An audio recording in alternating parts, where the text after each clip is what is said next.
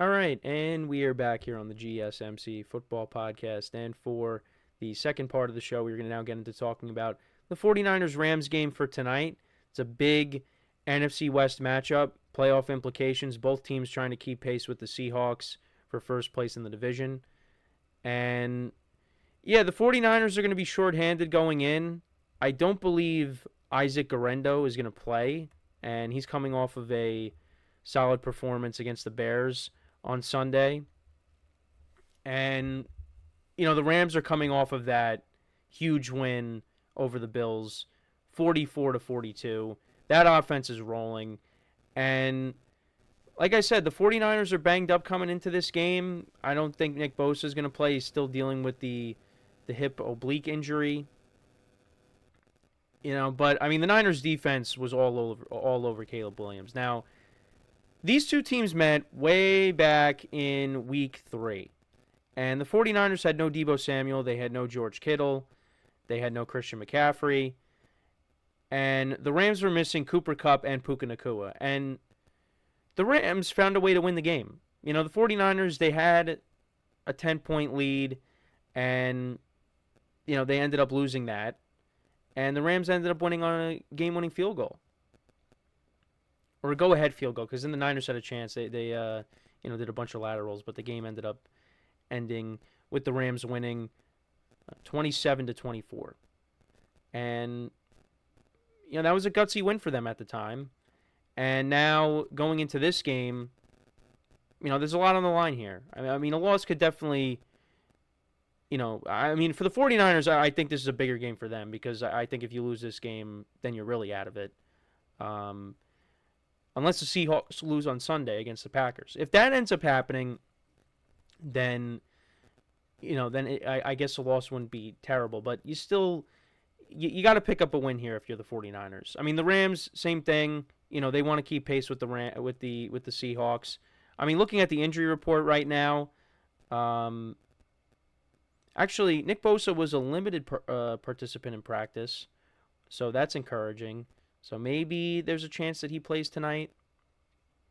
Actually, Isaac Guerendo was limited in practice as well. So maybe it's possible they're getting some guys back. Trent Williams, he's out dealing with the ankle injury, so they're not going to have him on the offensive line.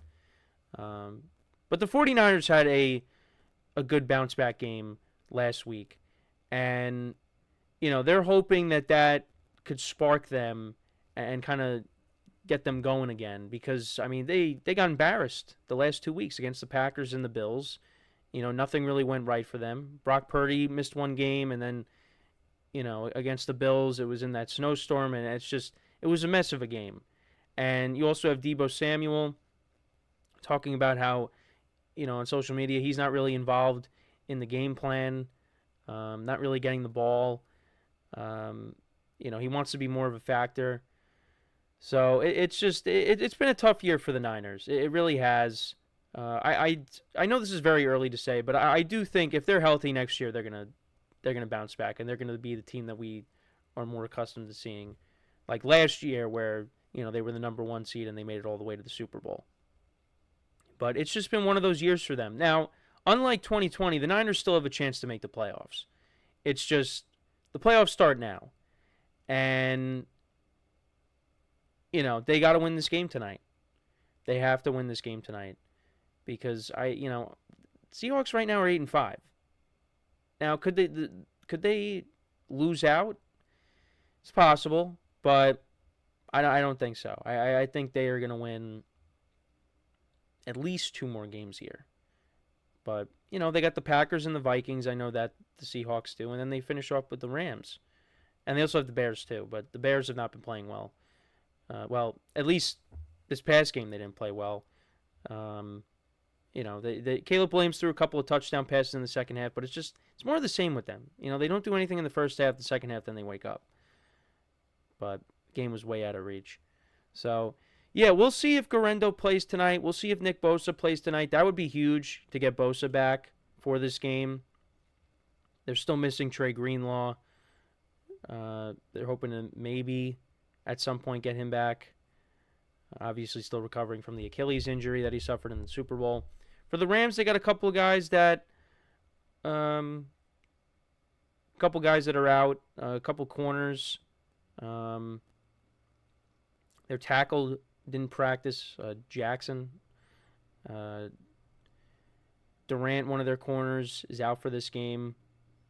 Still waiting on Tyler Higbee to come back. Dennis Allen, or Davis Allen, sorry. Their tight end, he was limited in practice. Demarcus Robinson was also limited in practice.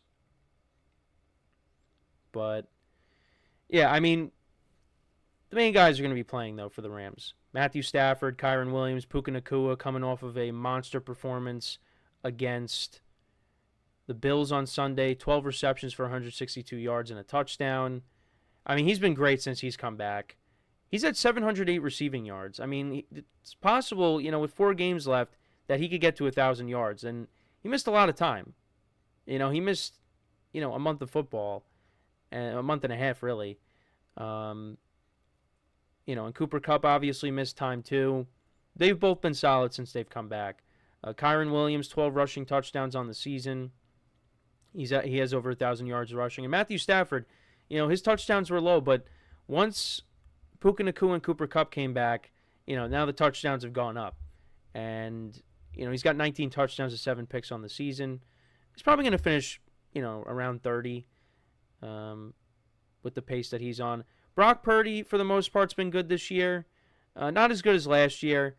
He's got over 3,000 yards passing now. He passed, that threshold last week. He's got 15 touchdowns to 8 picks. I mean, they're going to have to piece it together in the running game if Guarendo's now out, because you got Patrick Taylor. They also got Abenaconda from the Jets. So that's probably what you're going to end up seeing. I think they also had Keyshawn Vaughn on the practice squad that they're going to have to elevate. So, yeah, you're going to have them. But, you'll throw Deebo Samuel back there. Jawan Jennings has had a good year. George Kittle, I mean, he's been great when he's been on the field. So, I think even with the Niners being shorthanded in the running game, I think they're still going to be able to be productive on offense tonight. And I think this is going to be an entertaining game. And this has fantasy implications for myself because I have Puka Nacua, Brock Purdy, and George Kittle going tonight in my main league. I'm in a win-and-in scenario. If I win, I pretty much make the playoffs. If I lose, well, I'm going to have to hope that a couple of my friends who are tied with me at 7-7 lose as well, and I still finish with more points than them. But I want to win and get in. Now, I also could start Deebo Samuel tonight, but I am not going to do that because I really don't trust him right now. It's been a disappointing year for him.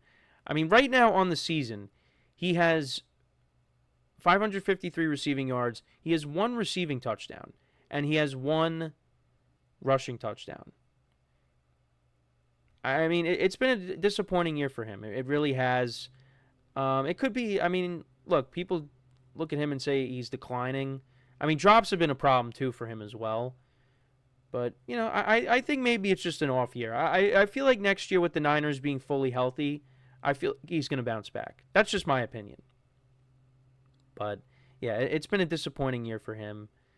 And looking at the league rankings for these two teams, both teams are top 10 in passing yards per game. The Rams are actually 25th in rushing yards per game. Niners are 7th despite all the injuries. Points per game, Niners are 11th, Rams are 16th. And then defensively, Niners are actually 2nd, giving up an average of 196.6 passing yards per game. The Rams are 25th. Rushing against the run, Niners are 12th, Rams are 28th. And then points allowed, Niners are 21st, and the Rams are 24th. So, we'll see what happens there. I expect a lot of points to be scored. Right now, the Niners actually are 3-point favorites. It was at 2, but now it's at 3. I actually do like the Niners to win this game. I feel like the Rams coming off of a win like that, I think they're due for a letdown game here. And I think the Niners are just, desperate at this point. They're trying to get themselves back in this thing. And that would get both teams to 7-7. Like I said, I think this game is more important for the Niners because I think if you fall to 6-8, then you're really, out of it.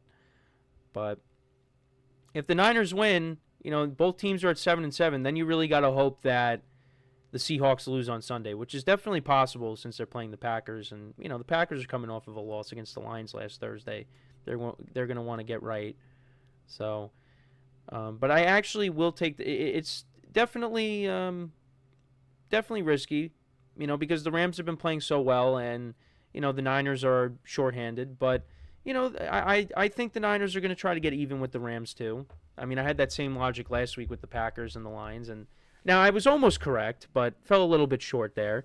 But I think with the with the 49ers being at home though, as well, I like them to get even with the Rams here. I'm going to try that same logic.